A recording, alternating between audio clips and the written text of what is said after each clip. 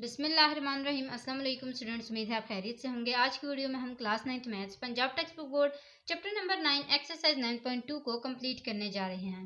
Students, previous lecture में हमने question number 1, 2, 3 में ये सीखा था कि हम कैसे शेप्स के एरिया को सिमिलर कर सकते हैं फार्मूला के थ्रू। यहाँ पे हम लेंथ को, जो लेंथ 1 और लेंथ 2 वहाँ पे होती थी, वो हम यहाँ पे के कंसिडर करेंगे।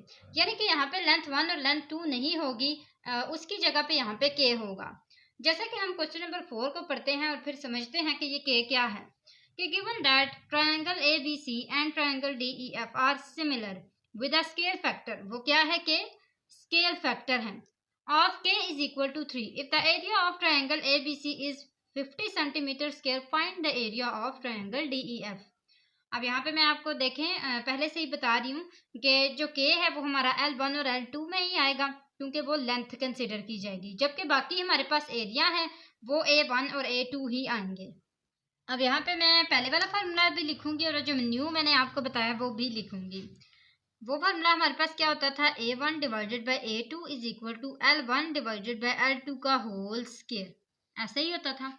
यहाँ पे मैंने आपको पहले ही बता दिया कि L1 और L2 की जगह हमने क्या लिख लेना, के A1 divided by A2 is equal to k का स्क्वायर। ठीक है, आप देखें कि हमें क्या दिया है, यहाँ पे 3 दिया है और A1 जो है वो हम कंसिडर कर लेते हैं कि वो हमारे पास क्या है 50 है। ठीक है, और A2 हम फाइंड करेंगे। एक एरिया है, ये A1 होगा, ये A2 होगा। एक एरिया हमारे पास है और एक नहीं है, तो मैं यहाँ पे लिख लेती हूँ कि A1 जो है वो हमारे पास 50 है, के 3 है और A2 जो है वो हमने फाइंड करना है। अब इस फॉर्मूले के अंदर मैं इसको पुट करती हूँ। चलिए जी, डाटा तो हमें सारा मिल गया, अब हम इसको पुट करते हैं। यहाँ पे हमारे पास क्या आ जाएगा, A1 divided by A2 is equal to k square. ठीक है, A1 हमारे पास 50 है, 50 डिवाइडेड बाई A2 हमारे पास फाइंड करना है, तो इसको हम एज इट इज़ लिख देते हैं कि हमारे पास 3 है, उसका होल स्क्वायर आ जाएगा। तो ये देखें 50 is equal to 3 divided by 3 time 9।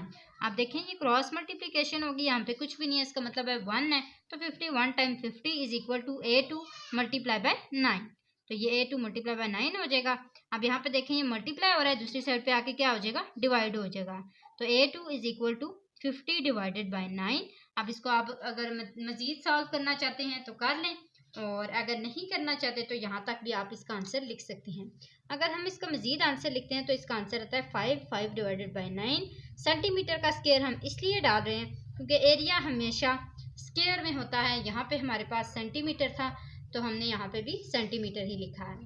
ये है हमारे पास क्वेश्चन नंबर 4 जो कि कंप्लीट हो चुका है। क्वेश्चन नंबर 5 की तरफ आ जाते हैं। Quadrilaterals A B C D, quadrilaterals आपको पता है 4 साइडेड होती हैं, तो A B C D and E F G H are similar, दो क्वाड्रिलेटरल्स हैं जो बिल्कुल सिमिलर हैं with a scale factor at, और यहाँ पे ऑफ आता है, sorry, of k is equal to 1 divide by 4। उसका जो स्केल फैक्टर है के है वो कितना है, 1 डिवाइड बाई 4 है। If the area of A B C D is 64 centimetre, same वही चीज़ है। A1 हमारे पास 64 है, के हमारे पास 1 डिवाइडेड बाई 4 है, A2 जो है वो हमने फाइंड करना है। वही फार्मूला यूज होगा, यहाँ पे लिख लेते हैं A1 divided by A2 is equal to k का स्क्वायर। A1 हमारे पास क्या है 64 divided by A2 is equal to k हमारे पास क्या है 1 डिवाइडेड बाई 4, जिसका हमने स्क्वायर लेना है।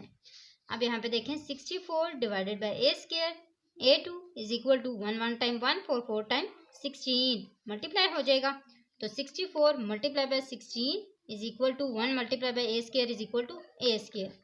अब इन दोनों को मल्टीप्लाई कर लेते हैं। 64 multiply by 16 is equal to 1024, तो इसका मतलब है A2 का आंसर क्या आएगा 1024, और हम इसको सेंटीमीटर स्क्वायर में ही लिखेंगे। ऑब्वियसली हमारे पास A1 सेंटीमीटर स्क्वायर में है। यहाँ तक हमारे पास हो गया है जी क्वेश्चन नंबर 5। मैं आपको एक दफ़ा दिखा देती हूँ। फिर है हमारे पास question number 6। The areas of two similar triangles, अब किसकी बात हो रही है, ट्रायंगल्स की, are 16 centimetre square and 25 centimetre square.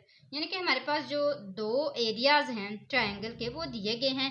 A1 जो है वो हमारे पास 16 सेंटीमीटर स्क्वायर है और A2 जो है वो हमारे पास 25 सेंटीमीटर स्क्वायर है। What is the ratio of a pair of corresponding sides, आप बताएं इसकी रेशियो कितनी होगी। रेशियो से मुराद है लेंथ, ठीक है। रेशो जैसे हमने पहले वाला फार्मूला यूज किया था हम वही करेंगे। यहाँ पे के का कोई जिक्र नहीं है, कोई स्केल फैक्टर नहीं बताया गया। अगर स्केल फैक्टर की बात होती तो फिर हम के फाइंड करते, लेकिन यहाँ पे रेशो की बात हो रही है, इसका मतलब है L1 और L2 ही होंगे। तो इनको सॉल्व करते हैं। सबसे पहले हम लिखते हैं A1 divided by A2 is equal to L1 divided by L2 और इसका होल स्केयर। यहाँ पे हमारे पास A1 क्या है 16 divided by 25 is equal to L1 as it is, L2 भी एज इट इज और इसका होल स्केयर भी एज इट इज। अब हम इस स्केयर को हटाने के लिए क्या करेंगे, taking square root on both sides, ये बीच में कट जाएगा, क्या रह जाएगा हमारे पास स्केयर रूट 16 4 के इक्वल होता है और स्केयर रूट 25 किसके इक्वल होता है 5 के। इसका मतलब है कि हमारे पास L1 डिवाइडेड बाई L2 किसके इक्वल आ जाएगा 4 डिवाइडेड बाई 5 के।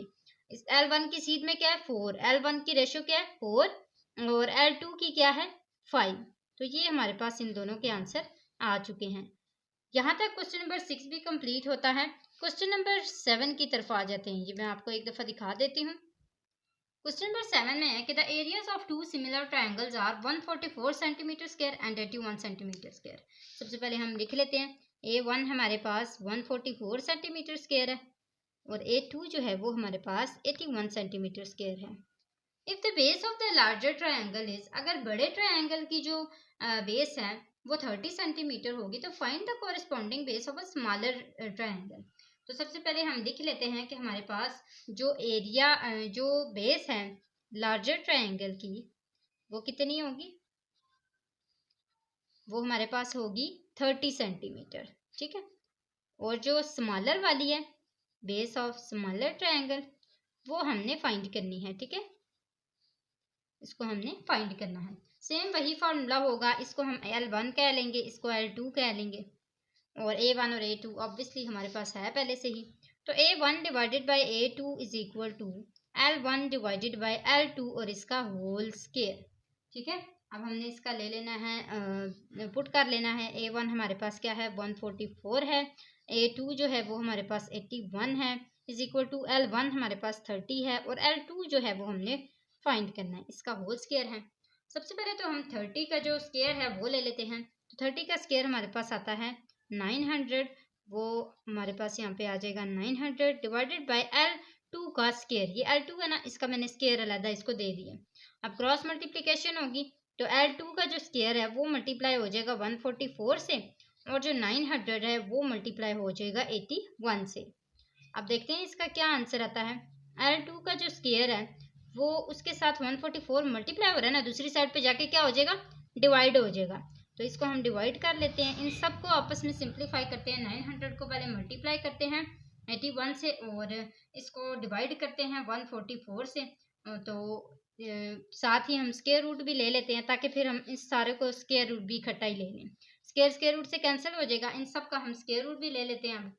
देखते हैं हमारे पास आंसर आता है, इसका जो स्क्वायर रूट है वो आया है 9 मल्टीप्लाई बाय इसका जो आया है वो है 30 और डिवाइडेड बाय 12, ठीक है।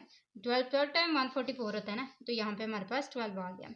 हम मजीद करते हैं, ये हमारे पास आ जाएगा 3 4 टाइम 12, 3 3 टाइम 9, 2 2 टाइम 4, 2 15 टाइम 30। अब यहाँ पे 15 3 टाइम 45 आ गया और डिवाइडेड बाय 2 आ गया। तो ये हमारे पास जो है वो इसका फाइनल आंसर आ चुका हुआ है, आप देख सकते हैं। एक दफ़ा आप इसको देख लें, देन हम क्वेश्चन नंबर 8 लास्ट क्वेश्चन की तरफ चले जाएंगे। A regular heptagon is inscribed in a larger regular heptagon। एक हमारे पास हेप्टागोन है और वो जो हेप्टागोन है वो लार्जर है and each side of the larger heptagon is 1.7 times the side of the smaller heptagon. यानी कि जो लार्जर हेप्टागोन है वो छोटे वाले हेप्टागोन से 1.7 टाइम्स है। टाइम्स का मैंने आपको पहले भी बताया हुआ है कि हमेशा जब भी टाइम्स आ जाए तो मल्टीप्लाई करते हैं। If the area of the smaller heptagon is known to be 100 centimetre, अगर उसके जो स्मॉलर हेप्टागोन है उसका एरिया 100 सेंटीमीटर स्क्वायर हो तो find the area of the larger heptagon. फिर आप बताएं कि जो लार्जर हेप्टागोन है उसका एरिया कितना होगा। अब यहाँ पे हम देख रहे हैं कि जो हमारे पास 1.7 टाइम्स है वो क्या है स्केल फैक्टर, जो कि हमने पहले भी पढ़ा। स्केल फैक्टर क्या होता है के होता है। हम इसको यहाँ पे लिख लेते हैं स्केल फैक्टर के इज इक्वल टू 1.7, ऐसे ही है।